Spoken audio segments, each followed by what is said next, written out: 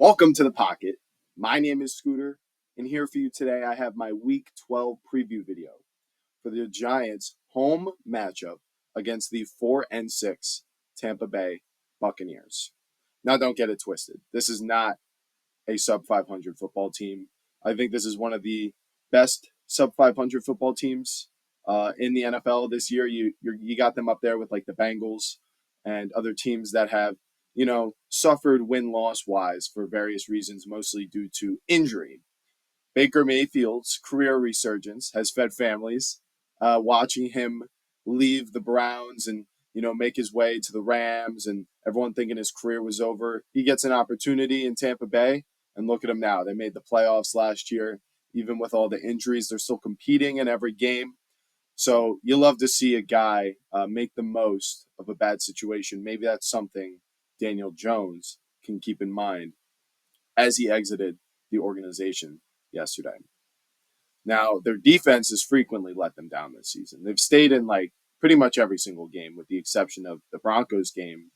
But their defense, if they did lose, it was usually on them. All four of their wins this season are pretty impressive in their own right. Early on in the season, they played the Commanders week 1. Now, that was week 1 before they really got the ball rolling. And the Commanders have shown that, they're not quite as good against other good football teams, but they won 37-20. The following week, they're the only team to beat the Lions. They won 20-16 at Detroit. I mean, that win, I thought for sure, especially when I was making power rankings and stuff, I was like, whoa, this is something that deserves a reaction because the Lions were at the time viewed as like a top 3 team in the NFL, and everyone knew they had the potential to be the best. So the Bucks taking them down was very impressive. They lost to the Broncos the next week, 26-7. Really trap game. Got caught off guard pretty clearly, only 7 points from the offense. But then the following week, they beat the Eagles, 33-16. Now, this Eagles team, I believe they did not have A.J. Brown or Devontae Smith. I believe Smith got injured in this game. And we know that their offense suffers greatly without just A.J. Brown. So without A.J. Brown and Smith, it was pretty much all on Saquon for the offensive production. But nonetheless, the Eagles still have a good offensive line and a defense that has improved week over week and appears to be one of the top 5 or 10 units. So seeing them pull off a win like that was pretty impressive. Then they went on not a bit of a losing streak. They lost to the Falcons in overtime. Overtime rules are just absolute baloney. I can't believe that, the rules are different for the playoffs and the regular season, but whatever. They then went on to beat the Saints 51-27. Kind of surprised how many points the Saints were able to score. This was kind of a crazy game, but obviously the offense exploded. So you're not complaining too much, but you just like to see a little bit more out of the defense. They lost to the Ravens. They lost to the Falcons. Lost to the Ravens by only 10 points. They were hanging in there. And the Falcons, it was more of the same. And they were without Godwin and Evans in that game. I believe it was the Ravens game where Godwin got injured and was out for the year. And that was a huge loss for this team. And we've sort of seen that come to fruition in the following 3 weeks. Like I said, they lost to the Falcons 31-26, lost to the Chiefs 24-30, and lost to the 49ers 23-20. Now, they've still competed without Chris Godwin and without Mike Evans, but clearly they might have just been that little extra offensive piece they needed to, outscore the other team as their defense continues to struggle. So that's what their season has looked like so far. And before we preview this game, let's talk about the injuries going into it. It looks like Mike Evans is coming back healthy for the Bucks. He was a full participant Thursday in practice. He suffered that hamstring injury. Obviously, he's a huge part of this offense. And just in general, let's get a little shout out to Mike Evans. Pretty sure he holds the record for most consecutive 1,000-yard receiving seasons. And just to do that is truly incredible, right? Because it's not like he never got injured. He would play through injuries, or he would recover quickly and get back out there. Obviously, one of the 3 best, if not the best, jump ball wide receiver in the NFL, up there with like Mike Williams, T. Higgins, George Pickens. So you got to love watching the big perimeter X wide receiver go out there, and especially a Hall of Famer like Mike Evans. But as for this game, man, I kind of wish he just missed one more week, but, it is what it is. And then they also have their nose guard, Greg Gaines, who's limited on Thursday, so he's going to be questionable. In this Todd Bowles defense, that defensive line is very important for them. So, having the depth guys is going to be crucial. Troy Hill with a toe, also a limited participant. He's a corner. Zion McCollum, a corner, did not participate. Doesn't look like he's going to play. Tyke Smith is a safety. He did not participate on Thursday after being limited on Wednesday, so it doesn't look like he will play. But another offensive piece that it looks like they'll get back is Tristan Wirfs with a knee and a foot, limited participant Wednesday and Thursday, but perhaps this is just sort of a veteran rest day for him.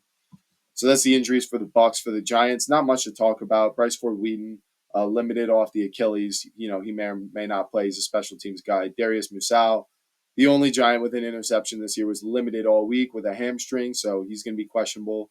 Newbin with a back is a limited participant Wednesday and Thursday. Obviously, it's going to be a big loss at safety if we can't have him out there, but we do have Dane Belton, so maybe we can survive that one. But it also, in some positive news, looks like Kayvon Thibodeau is going to be back off of that wrist surgery. He was a limited participant Wednesday, and now he was a full participant on Thursday.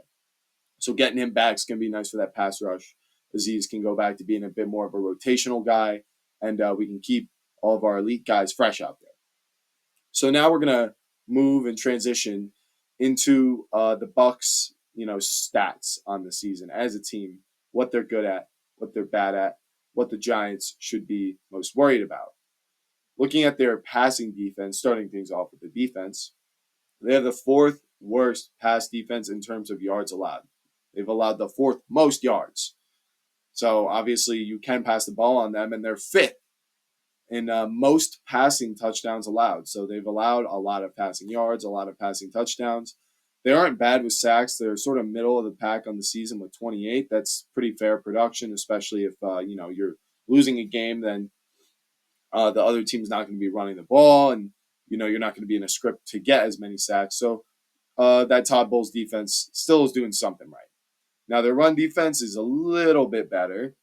They only allowed the 18th most yards. So I guess you could say 14th least yards allowed on the ground. But you could once again argue that if you can pass the ball on this team and not get sacked, right? Kind of like I was saying before, if you're winning, then you're not going to pass. But if it's so easy to pass, then it sort of works like an extension of the run game.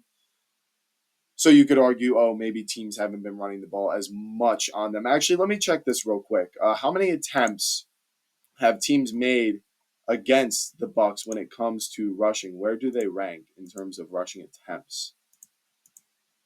Looks like they rank sort of middle of the pack, maybe towards the bottom, 253. So there hasn't been that many rushing attempts against them. For whatever reason, you guys understand where I'm going with this. The reason I've been leaning on this is because they allowed the sixth most yards per carry. I mentioned in the Giants-Panthers video that yards per carry is a bit more indicative of how good your run defense is than yards allowed. Yards allowed is a bit more influenced by how good your team is and how often you're in situations where the opposing team is going to run the ball against you.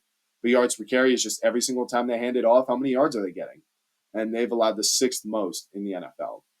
So their defense clearly isn't efficient at stopping teams on the ground, and they can't stop teams from passing the ball. The only thing they can do semi-effectively is earn some sacks, and that's something to be happy about. But it kind of sounds like the Giants' defense, maybe except a little bit inverted with the yards allowed. Moving on to the offense, Baker Mayfield is 13th in the NFL in passing yards, and he's third in passing touchdowns with 24. So obviously, I stated before, he's having a great season. He's fourth highest in QBR, and he's someone that we're certainly going to have to be afraid of moving forward. Oh, and I just realized, I believe the stats I was looking at for the rushing defense of the Buccaneers was not actually their defensive stats, it was their offensive stats. But excuse me, it's still essentially the same. they still allow bottom third least amount of carries, just to clarify that right there. But yeah, as I said, Baker's having a great season. And this offense has been the only reason that this team has really been able to stay in games this season. Now, when it comes to running the ball on the ground, they've got three running backs, not one, not two, but three. Last year, we saw Rachaad White break out, although I would argue that he was very dependent on his volume in order to, earn the production he was getting. But nonetheless, he had a great season. And then this offseason, they drafted Bucky Irvin, who's a bit more of a scat back, a little bit of a Theo Riddick type of guy. But he's been effective when they've used him, a bit more dynamic, maybe not as strong and powerful of a runner, but certainly a reliable guy that they've been making the most of. And then I believe it was 2 years ago, they drafted Sean Tucker. It might have been three, who's a bit more of a bigger guy, kind of a one-cut running back, right? Get a full head of steam and then run over the last guy after hitting the hole. So they've got three guys that they can use, and they've had a pretty effective run game when they have 5 yards per carry, and they've used all three of these guys in the receiving game as well. Now they don't have that many rushing touchdowns, but as I said, if you're losing, you're not going to be running the ball in as much or just running it in general on the ground. So what have we got here in the Buccaneers? We've got an explosive offense and a defense that can only really earn sacks. So what does that mean for the Giants? Well, I think we have a decent shot in this game.